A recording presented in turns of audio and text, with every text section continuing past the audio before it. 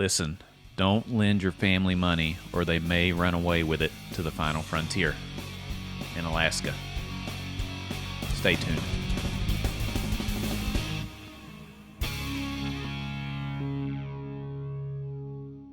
Hey everybody, Brandon Boyd with The Brandon Boyd Show. Again, points for creativity for me. I stayed up for hours trying to think of the name, and you can thank me later. First of all, don't forget to be awesome and subscribe to our channel. Like the video. We really appreciate it. It'll help our channel continue to grow. We try to give out all kinds of little tips on money, life, and everything in between. And in this particular video, we want to give you 5 reasons to never loan money to family. There's probably more than 5, but I'm going to try to narrow it down. I don't know if anybody else has been put in this situation before, or maybe you've actually asked people for money in your family. This video may give some perspective on what it's like to get those questions and maybe what you should try to avoid when you hear them. So let's get to it. Number 1 reason to never lend money to family: it changes the whole relationship. Loaning money to family changes things from a mother-daughter or father-son or brother-brother relationship to a borrower-lender relationship. You've essentially turned yourself into an ATM and bank, and you are monitoring them to see how they're going to pay the money back. Talk about having some awkward Thanksgiving dinner. When you're sitting there across from the table knowing that your brother owes you $500 and he's not paying it back for some reason. It's been 6 months. What the heck's the problem? You're my brother. You're supposed to pay it back. On the other side, your brother probably thinks, well, I'm good for it. You know, I really appreciate it. I'll get it to him whenever I get it to him. Right? Totally changes the relationship. Really bad idea. It changes the whole dynamic of the family. It changes the whole game. The second reason you never want to lend money to family is if you do, trust me, you will start to micromanage your family's life. A more micro form of management. Jim, what is that called? Micromanagement. Boom. Yes. And what do I mean by that? Okay, let's say you have a cousin. We'll just use a cousin in this case. And they say, hey man, I'm a little bit short on some of my bills or my car payment. Can you loan me $500? Could you maybe spare a little, extra cash? Okay, it's a tough story to hear. We all want to help our family out, and we all want everybody to be successful. So you think about it and you say, you know what? Okay, here's $500. Go, pay your bills. Well, a couple weeks later, you go through your Facebook feed or your Instagram feed, and you're looking around and you're like, wow, they just walked off a car lot with a new car. That's strange. Or they just came over to our house with like new shoes on and outfits, huh? I know I just loaned them $500 for bills, but now they have all these shiny new toys. Where did they all come from?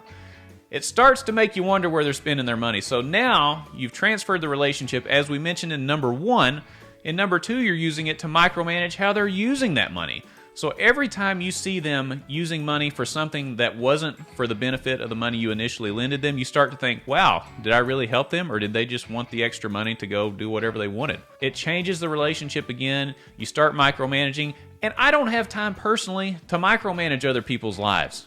It's exhausting. I've got 2 kids. It's hard enough to be yelled at all day by 2 small children. Mom!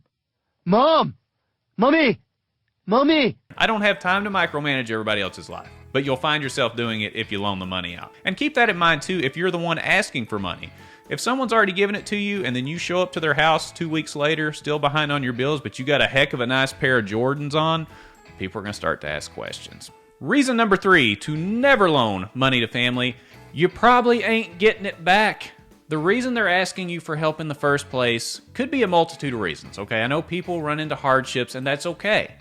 But I can tell you this, some surveys have come out that said close to 75% of the time, you might as well kiss that money goodbye, and you better consider it just a loan to that family member, because stats back it up.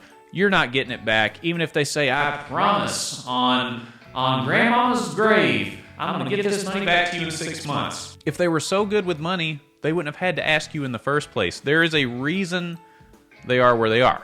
Okay? It could be, if they can't get a loan because of a low credit score, or they've just mismanaged money. Sometimes there's unfortunate situations that happen, but at the end of the day, it all adds up to the fact that you may never see a penny of that money back again, and that can also, go back to number 1, strain the relationship and change your entire relationship with your family member. and you don't want it. It's not worth it. So if you see, your family member go out with the money that you've let them borrow to go get a new tattoo or, go get a new car, that's probably a good sign that you're not going to get the money back. Trust me, at some point you're going to end up in a scenario where you're sitting in a living room with the person you loan money with that has never paid you back the first time, and you're both going to be sitting there staring at each other, tapping your fingers on the table like, oh man, I owe him money. And you're going to be sitting there thinking, I loaned him money. When am I going to get that back? It's going to happen. So don't do it in the first place. Terrible idea. Reason number 4 to never loan money to family. You ever heard the old saying, give a man a fish, he'll eat for a day. Teach a man to fish, well, he'll stay gone all the time, but he'll also be able to eat for a lifetime. Well, this is exactly the problem with loaning money to family. You are enabling bad behavior and you're not teaching anyone to be self-sufficient. So likely you're going to run into this later on down the road. So it may start out as a $100 loan this time. Okay, I gave you $100. Probably 6 months from now, they're going to say, you know what? I'm also behind on this, and this. I actually need $500 now. And then lo and behold, after you loan them so much, you probably won't hear from them again, which goes back to the last point. You're not going to get your money back. You're enabling bad behavior. You're straining your relationship. Are we starting to get the picture? That's it. That's it. Is it starting to add up just a little bit? All this stuff compounds on each other. And again, this channel is about making a series of decisions, small decisions, that if made correctly over time will add up in the end. Coincidentally, if you do it the opposite way, things will compound on the other side. And loaning money to family really hits home on this. If you do make the wrong decisions repeatedly, over and over and over, And so on, and so on, and so on. it's going to lead to bad things down the road, not only for you, because you're not going to have any money, you're probably also going to lose a family member, and they're going to continue to lose money. It's bad all around. Reason number 5. Reason number 5 to never loan money to family. Boy, when somebody figures out that you've loaned money to one member of your family, don't be surprised if you don't start getting phone calls from family members you haven't talked to in weeks, months, years, or you didn't even know you had. They're going to start calling. You're going to start getting these weird phone numbers. You're going to think it's a telemarketer. Nope. You're going to get Facebook messages. You're going to get phone calls. You're going to get text. They may just show up at your door. Who knows? But once the word's out, well, then it's on. Everybody wants to come and get more money if they need it. At the end of the day, if you do it for one, other people are going to expect you to help them out too. And it's never going to end. You are going to constantly be bombarded for help with money. And there's nothing wrong with helping family, but just understand, you're going to strain the relationship and turn it from a father-son to a borrower-lender relationship. Number 2, you begin to micromanage everything that they say and do. Okay, you want to make sure that you get your money back, and if they're doing something that's not leading towards you getting that money back, you're going to be upset with them. And again, it's going to cause a strain on the relationship. Big one, you're probably not going to get the money back. So just keep that in mind, okay? It's not going to happen. Go ahead and consider that a gift. If you're going to loan somebody money, it's a gift. And if you get some money back, great. If you don't, then you just go along and move on with your life. And as we talked about, it enables bad behavior as well. We want people to grow and be self-sufficient and continue to do better. If you're helping someone out all the time, how are they going to be able to do that, right? So we want to make sure that we give them some self-accountability, get their confidence up that they can do it on their own, and they won't have to ask you the next time. And if you want to avoid all those phone calls and all those messages, don't do it in the first place, because every aunt and uncle that you got will come knocking on your door.